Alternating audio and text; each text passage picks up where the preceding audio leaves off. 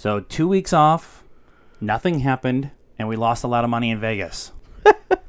Well, fuck.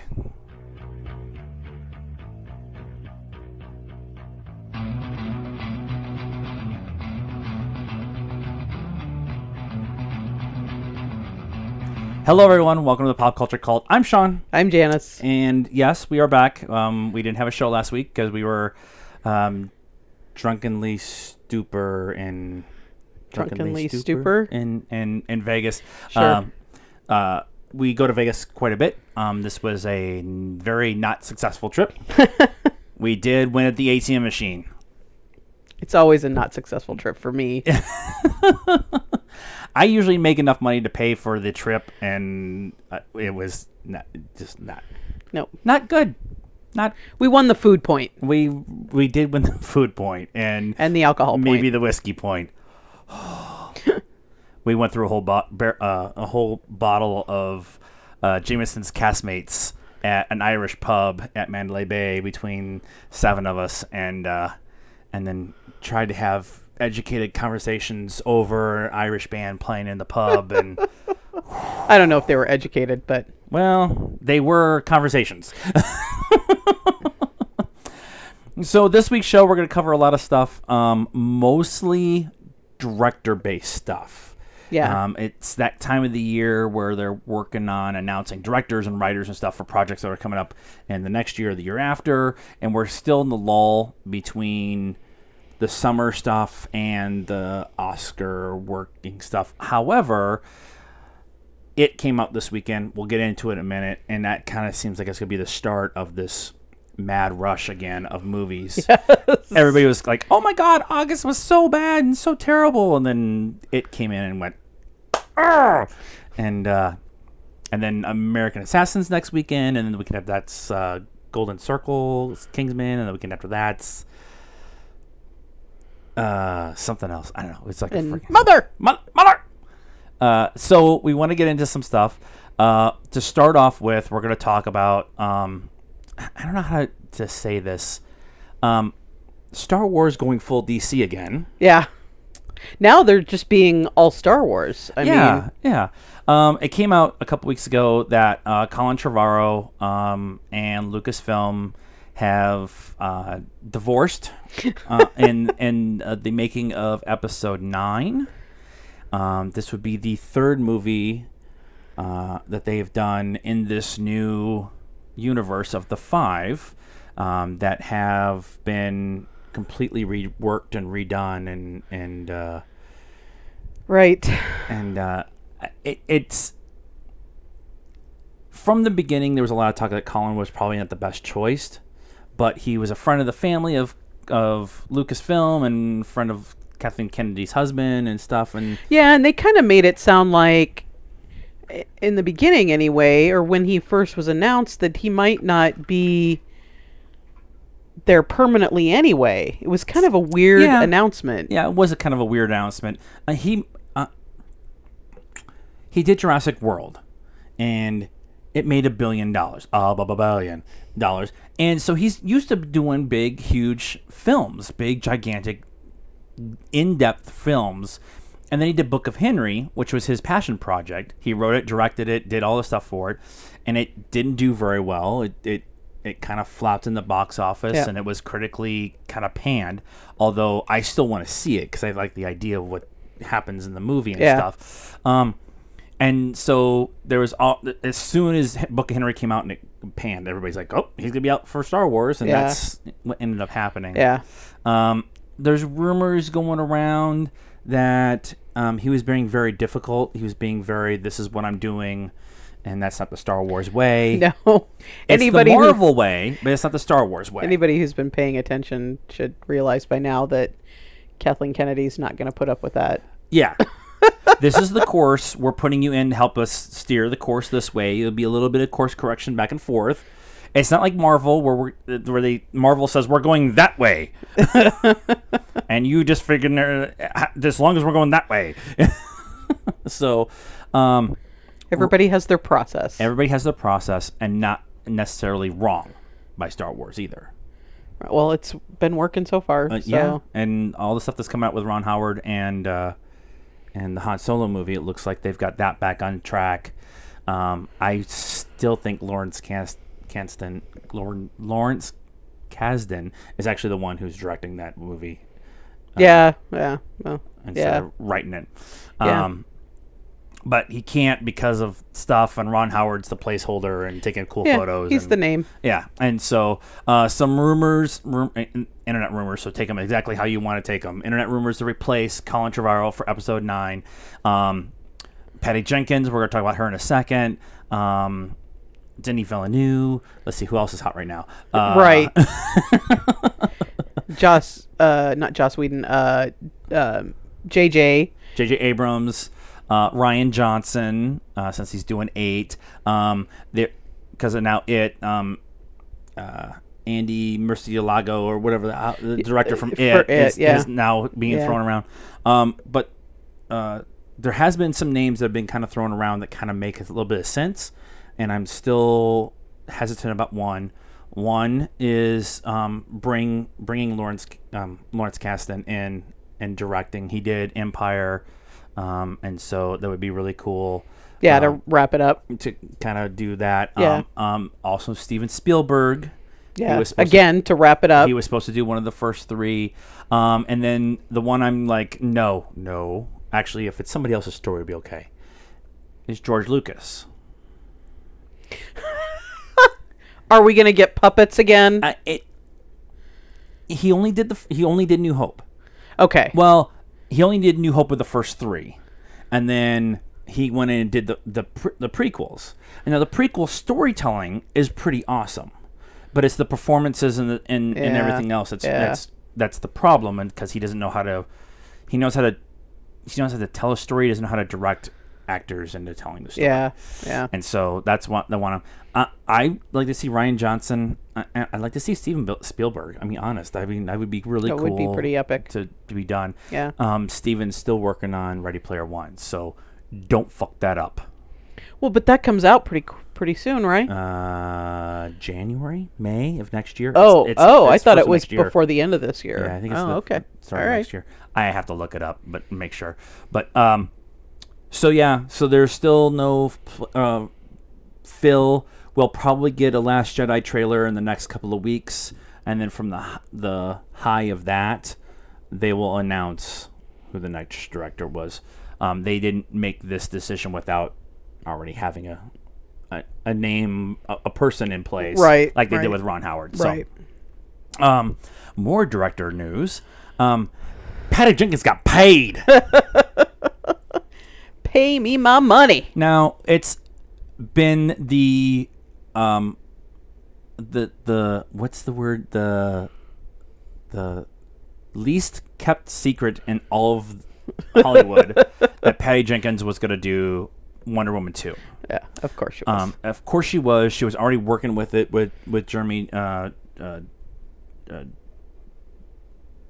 Jeff Johns, the head of DC, the new head of DC movies. All right. And she was already working on it with him, and they were already working the stuff out. Yeah. And then nothing was in writing, and then all the stuff was going on. And so it came out today that it's official. She is going to direct it.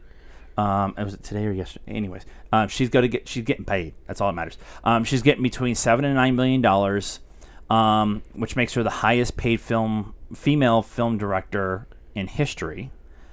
The big thing, though, is she's getting a healthy chunk of the back end gross.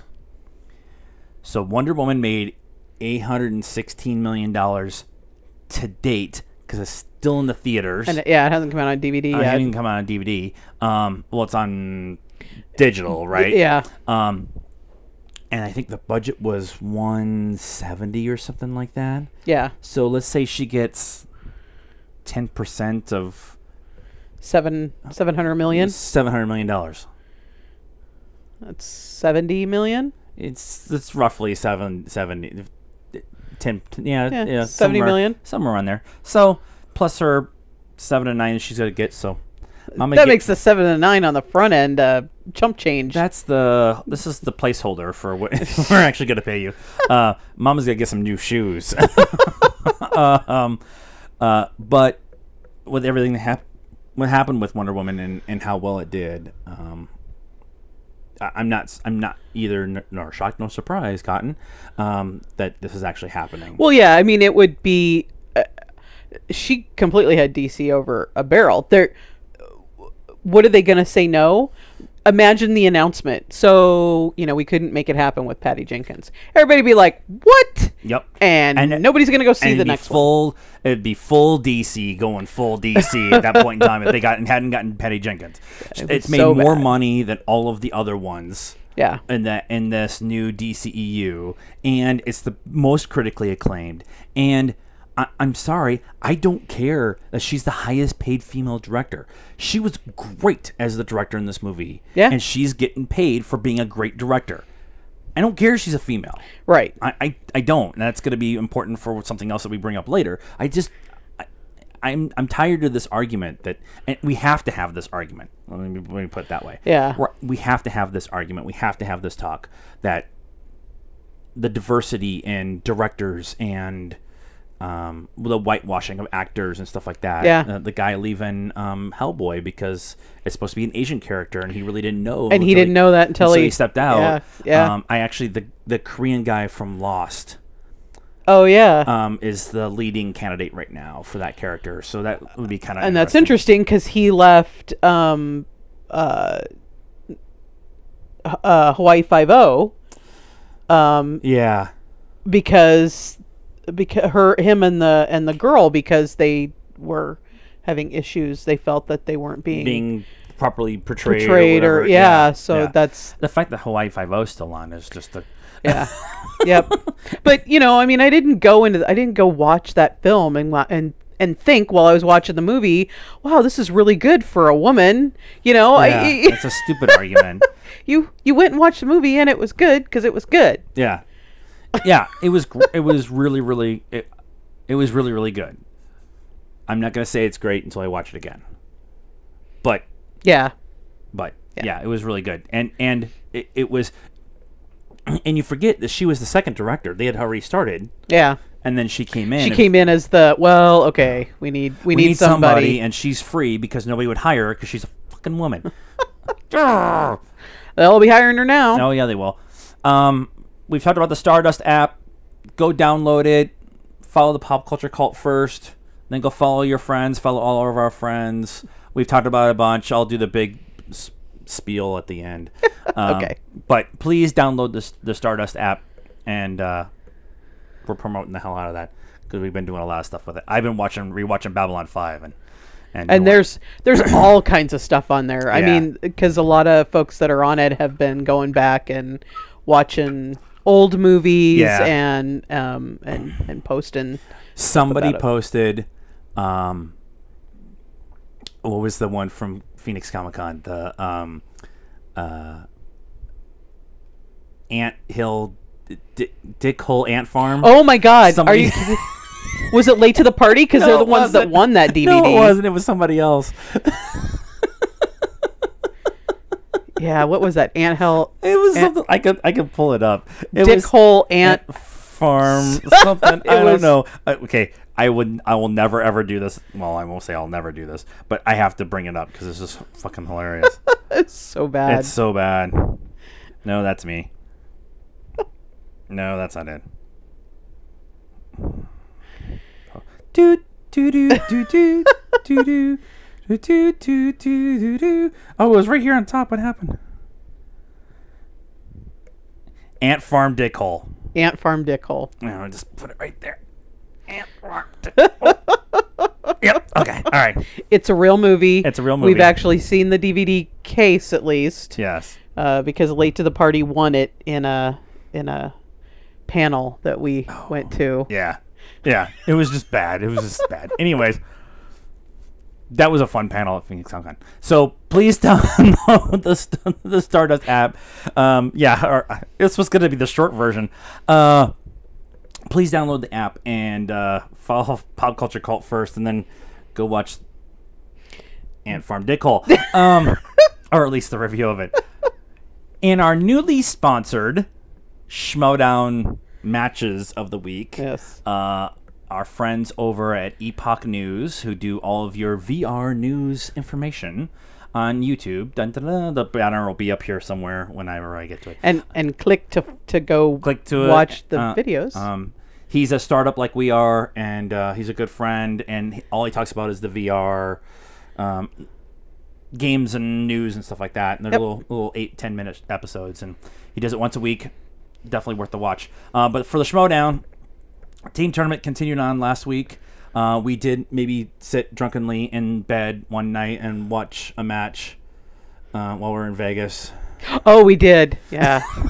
Yeah, we did. We were drunk. There was French fries involved too. There was. Or was it the French fries thing? Anyways. So the first match of the week was Team Trek versus Team Action. The next Team Action won. Boo. They're fucking good. Boo. For the plot line of the show, it has to be Team Action versus the Patriots. I don't want it to be for the belts, but it's got to be. But it's not fixed. It's just not. It's not. Right. Exactly. The second match of the week was DC Movie News versus Above the Line. Above the Line is Drew McQueenie and Sam Levine. Sam Levine is actually called the Inglorious One because he was in Inglourious Bastards as one of the Jews that actually was in there. Yep. That was a pretty good match until the final round, and DC Movie News couldn't get one of the last questions. Yeah. They had a chance. Above the Line spun 70s again and didn't do as well. Actually, DC Movie News stole a point. Yeah. So a couple points in there, but they just couldn't close it out. They had a chance to close it out. It was bad. And a match I really don't want to talk about. Wolves of Steel went against our friends Late to the Party. I'm sorry, but I have to say this. That was a drubbing. I was doing the math the other day. If you get all 8 questions right by both teammates, and they both get the 1 point extra point, and you get all the 2-point questions by the start of the third round, you'll have 32 points. Okay. Wolves of Steel had 27. Right. So they almost had 2 perfect rounds. The point total was done in the next match. The point total, highest point total, was done in the very next match, and that was for 34 points. Yeah. So they had 27 points, and they didn't have to answer a question in the third round. Yeah. Yeah. And Late to the Party was a little behind after the first round, right? Yeah. But not a couple points. Yeah. And made a dramatic They tried to make a dramatic comeback. And what ended up happening is they spun the wheel, and they got... Why can I not remember now? They got sports first. They got sports, and they got out of it, and then they got something like... Oh, it was Leonardo DiCaprio movies. Yeah. And we were doing okay in it, but when you are under the lights and you know you're way behind and you have to go for the big point totals, you have to kind of guess in that second round. And Late to the Party has been... and Wolves of Steel, let me start with that. They are an awesome team. They're really fun. They come out with great entrances. They came out to the It theme, the It remix theme, and Riley was like all in a clown outfit with clown paint and everything. It was good, and but right now they could be the team to beat. Yeah. After that showing. Yep. And then Late to Party, great on them going out there a couple different times. And it's not like they get paid to go. They've got to drive or fly, and they've got to pay for that out of their own pocket and potentially take time off work. And and it's a 8-hour drive. Yeah, to Burbank from where they live. So yeah. But Late to the Party, good showing. I'm sorry that round didn't go your way. I know they'll have you back. And then the last match of last week was Top 10. They're the former champs, and they went against Bonefield's Cat, which is Robert Meyer Burnett and Mark Andreyko. It's a Bond reference, I know, but it's Blofeld, Blofeld, Blofeld's cat. whatever. They fucking lost. I think it's the cat. Yeah, I think it's Anyways, top 10 scored they have the highest point total for teams now, taking away from Team Action, and now it's top 10 in Action this week. I think tomorrow actually, and then Wolves of Steel and Above the Line for the championship, who will then play whoever has the belts at the Spectacular. But we're getting into the meat of the tournament, and it's been a lot of fun. The tournament's been a lot of fun to watch, and the Schmoedown this week has got a match every day this week. We actually just watched the Celebrity one from guys from Party Boat from Crackle, and it was a lot of fun. But Yeah, it was. It was nice to have a non-stressful one to watch. Yeah, and we were talking about it. The celebrities that they had in, so they had some probably more softball questions than they normally do and the celebrity guys were getting them, and the professionals weren't, and it was just funny. It's like, oh yeah, you give them the, who wrote the score for, blah blah blah, and they got that one, but something simple, and they're like, I don't know, what was the book that caused Ash so much problems in Evil Dead 2? The Necronomicon. We might actually have a Necronomicon somewhere in the house. Just don't put your hand in it because it tries to eat you. Yes, has teeth. So please go see our friends over at Epoch News, and their sponsor in our Schmoedown match of the week, and we'll continue to do it. Hopefully some of the matches, so hopefully we'll get to a point where it's maybe like back to 1 or 2 matches, or 2 or 3 matches a week instead of 5. Yeah. Back to more director news, because it's been all director stuff. Drew Goddard has been picked to write and direct the X-Force movie. Now Goddard is he's a TV writer, and he's produced a bunch of stuff, but Buffy, Alias, Lost, Daredevil, The Defenders, like he's done a lot of the stuff that we really like. Yeah. And so he's in the Joss Whedon tree. He helped write and direct Cabin in the Woods, which was also a Joss Whedon thing. Yep. And then he worked on World War Z, and then he got a Academy nomination for his adaptation of The Martian. So he's a good writer. Yeah. And he's done some pretty good stuff in the directing thing. So he's going to be doing writing and directing X-Force, which is the next big Deadpool cable thing after Deadpool 2. And Ryan Reynolds and Josh Brolin will be in it. And then for those of you who don't know, like X-Force is like they're mutants, but they're like the dirty and not afraid to go against the rules kind of version of like the X-Men, Deadpool. like Deadpool. And so the bad good guys. They're not Suicide Squad, but they're like, Yeah. they'll get messy. Yeah. So I'm interested to see how that goes, because I actually want to see a version of mutants that way and have it be bloody and cursy and having them all drinking the whole time, and all they're missing is Wolverine. Right. And then Gavin O'Connor is going to direct Suicide Squad 2. Now, Suicide Squad is not one of our favorite movies. However, it made $735 million worldwide. I wanted it to be one of our favorite movies. I definitely wanted it to be one of our favorite movies. But it didn't happen. I've tried multiple times to watch it when it's been on HBO, and there's really, really awesome parts, and then there's like, what were you thinking? Yeah. Gavin O'Connor is the one who brought us The Accountant. And he's working with Ben Affleck to do The Accountant 2. So that should be interesting to see how that all goes. Yeah, it's a little different. It is, and I'm wondering how the timing is all going to work on that too. Comic booky, yeah. Will they do an accountant too and get that out of the way? Maybe. Because it's not a super big, huge movie, and they got to spend time building up Suicide Squad 2. Yeah. Yeah, I would think Accountant 2 would be easier to do.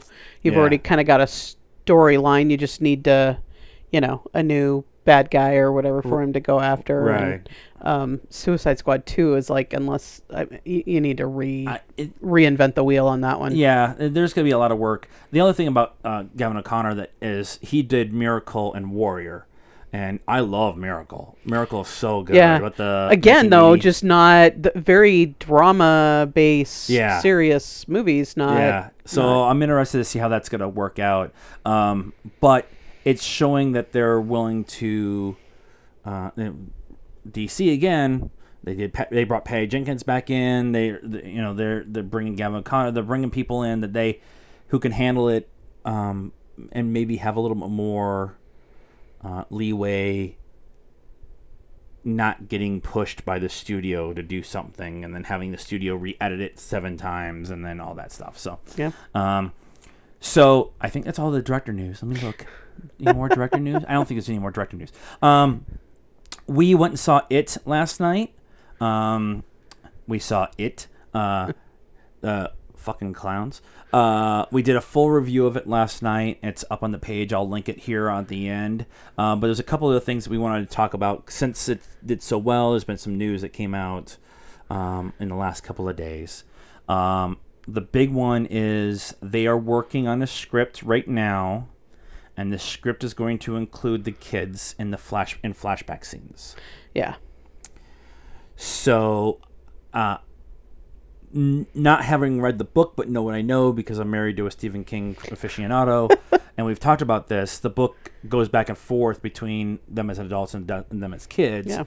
I liked what they did with the origin of, the kid part and not jumping back and forth. Right. But you could definitely do that in the second movie. Now you have a basis of everything. Right. Well, in one of our complaints, it was very small complaint was, or at least mine, I think it was yours too, was just we wanted to see more. We wanted to know more about the kids and their families and what was going on with them. And so this will allow them to do that.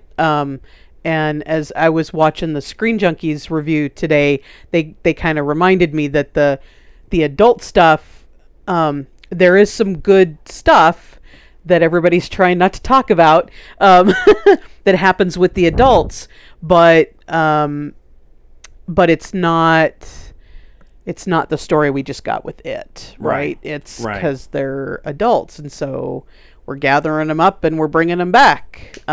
So that'll probably help flush out that story a little bit better. Yeah. Because otherwise, all of the kids leave except for Mike stays. Mike stays, and he's kind of the shepherd there. So having the flashbacks of when they all eventually start to leave and all that stuff, that would be kind of interesting. And they just went through a big drama in their life, and having to and it was 4 months, right? It started in May and it ended in September. Right. So what happened before that? What happened after that? Right. So I'm interested to see how they handle it. Andy Murcielaki, the director, again, has not signed on to do the second one, but he's already working on it. Yeah. And the studio wants him back, and the studio wants all the kids back, and they're also working on casting for all the adults. They need to hurry up. Nothing official. Yeah, they're going to have to hurry. Kids, they grow up. Want it to come out in 2019. Yeah, so they're going to need to start filming quick. So they'll have to start filming probably first of the year.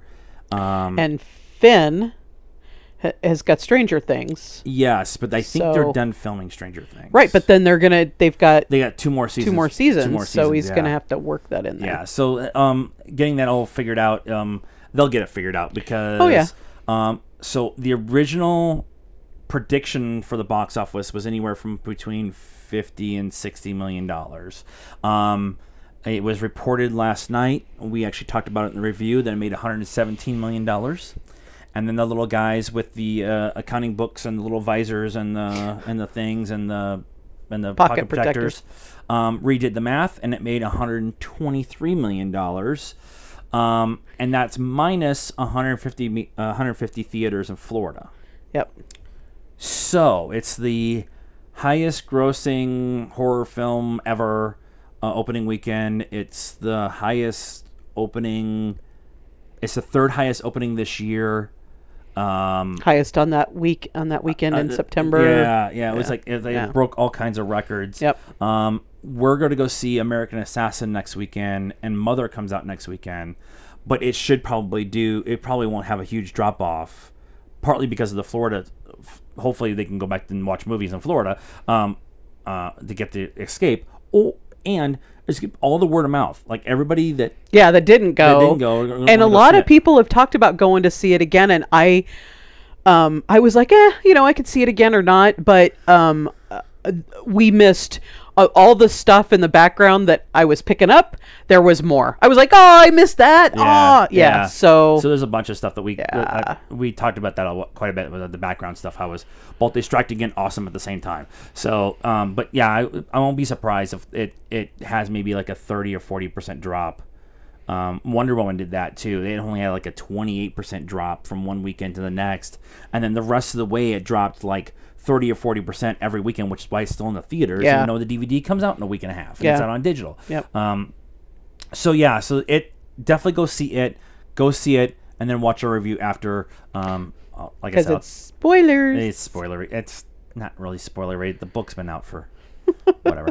I did a trailer reaction. I'll also tag that at the end of this video for the current war.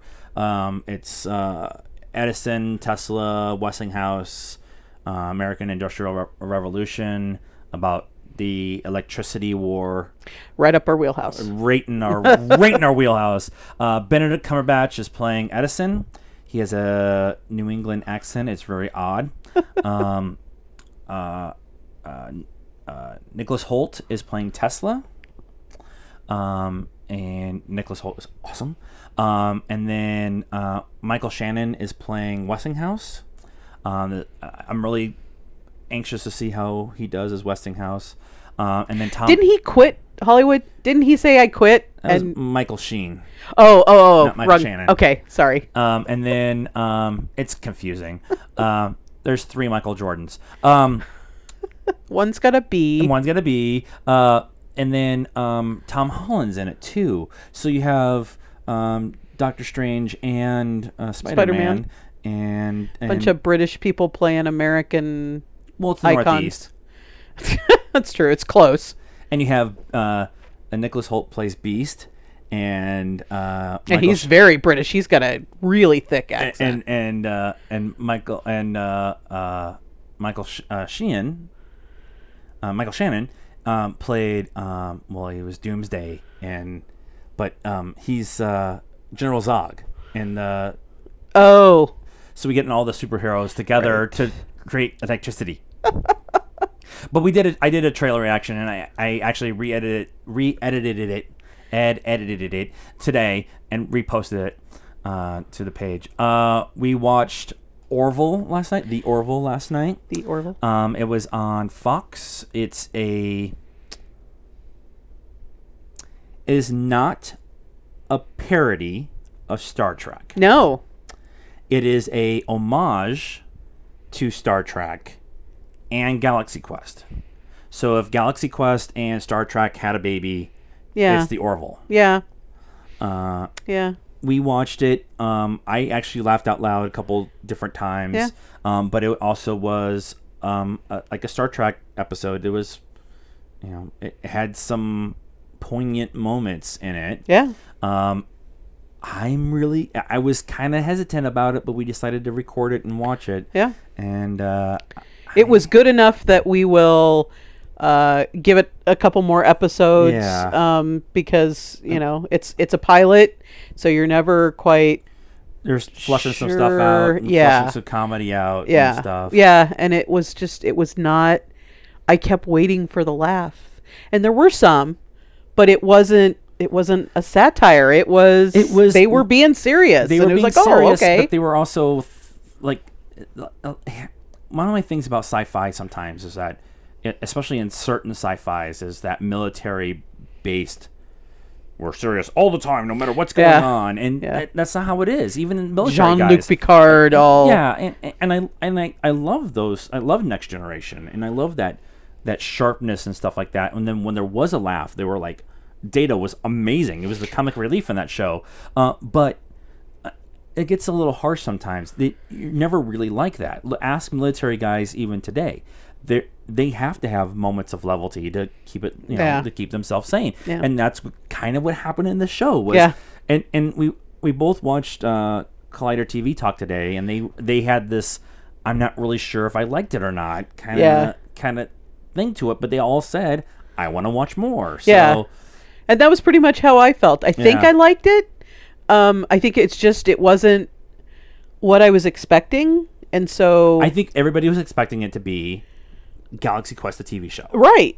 But even Galaxy Quest, for them poking fun of Star Trek, it was actually like a serious, there was like serious stuff that went on in there. Yeah. So I like the way it looks. I like the spaceships. I like the costumes. Shot really cool. It's they put some money into it. It's Seth MacFarlane. Jon Favreau is an executive on it. He directed this episode, and so I'm gonna say probably gonna watch some more. Yeah, we'll watch some more and see where it goes, and we'll give it a chance. And if it sucks, then they're taking a huge risk on this show, and they're putting it on Sundays. It's supposed to be half hours from now on. Yeah, but they're putting it on Sundays during football season. Try to keep people after the game's over, I guess. Yeah. Except if the Sunday night football game sucks, then I'll be watching that live because we don't have Leverage anymore. Ion used to show Leverage all the time. Yeah, and that's what we would watch of the Sunday night football game. We just put Leverage on because we love Leverage. And then our last story, we're going to talk about this for a minute. Believe it or not, I'm walking on air. Never thought I would feel so free. So of all the shows that they were going to do, and based off the 80s, they want to reboot The Greatest American Hero. Now ABC's only asked for a pilot. They haven't they haven't greenlit the whole thing. But wait, there's more. Let me get through this part before I bring that up. All right. They're talking about bringing Miami Vice back. That makes sense to me. There's talk of doing Knight Rider. And it doesn't exactly make sense to me, but I understand Knight Rider a little bit more. They've tried to do movies and stuff like that, and I get some of that. But this one, it wasn't an all that great show. You watched it to make fun of it mostly. I've watched the show. It's Yeah, but you didn't watch it when it was. I didn't watch it when it came out. I did watch it in reruns when it was bad. I mean, I watched it when it was on, and it was. I mean, it was good for the time. It wasn't serious. It wasn't the $6 Million Man. Is all serious, and Knight Rider was all serious. This was, he's just kind of an average Joe, right? High school teacher, I think, and all of a sudden he got superpowers, and he's like, I don't know what to do with this, and that's kind of what was endearing about it. And I just go ahead. Okay, but what they're gonna do, at least what the talk is right now, is the new version of this series. An unlikely hero will be a 30-year-old Indian American woman from Cleveland. It explains her talents, including tequila drinking, which I'm all over, karaoke, and that's pretty much it. And then aliens come along and give her the suit, and now she has these special powers. So it's Jessica Jones on regular TV. Right. So it's